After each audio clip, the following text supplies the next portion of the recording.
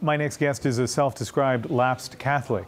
Daniel Gawthrop is author of the forthcoming book, The Trial of Pope Benedict. He's written extensively with his struggle with Catholicism and joins us obviously live here. Thank you very much for coming in. Thanks for having me. It's unusual for us in the Canadian media to give so much coverage to any religion. As you've been watching all of this coverage, what have you been thinking? Well, the first thing, Ian, that's kind of strange is that it's kind of strange to be back talking about Roman Catholicism and with other Catholics, because in a sense, you know, I haven't been in the church since 1987. And so in a sense, I feel a bit like a tourist, because I'm coming back and, you know, we lost the war. The people who wanted to see change in the church lost that war essentially in 1978 when John Paul II came in. And within a few years, the progress that was proposed by Vatican II was reversed. And by progress, what do you mean?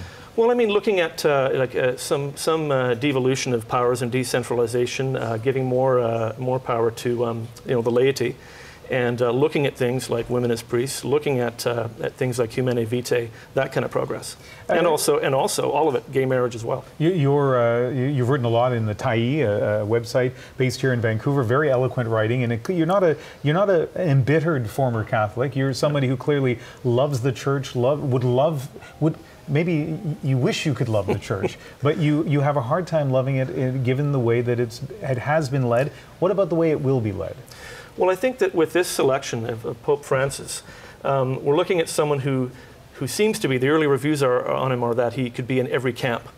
That he's, on one hand, you know, he's an orthodox conservative on all questions of the church, but he also is very simple, and he's very concerned with the poor. He has a record of being concerned with the poor, but I don't see a lot of change happening, because he's got to clean up house. I mean, it's really clear with the sex abuse cases that he's got a lot of work to do, and he is 76. Realistically, is there someone who could be Pope, maybe not this time around, but perhaps next time around, that could bring someone like you back within the church, or is that not realistic?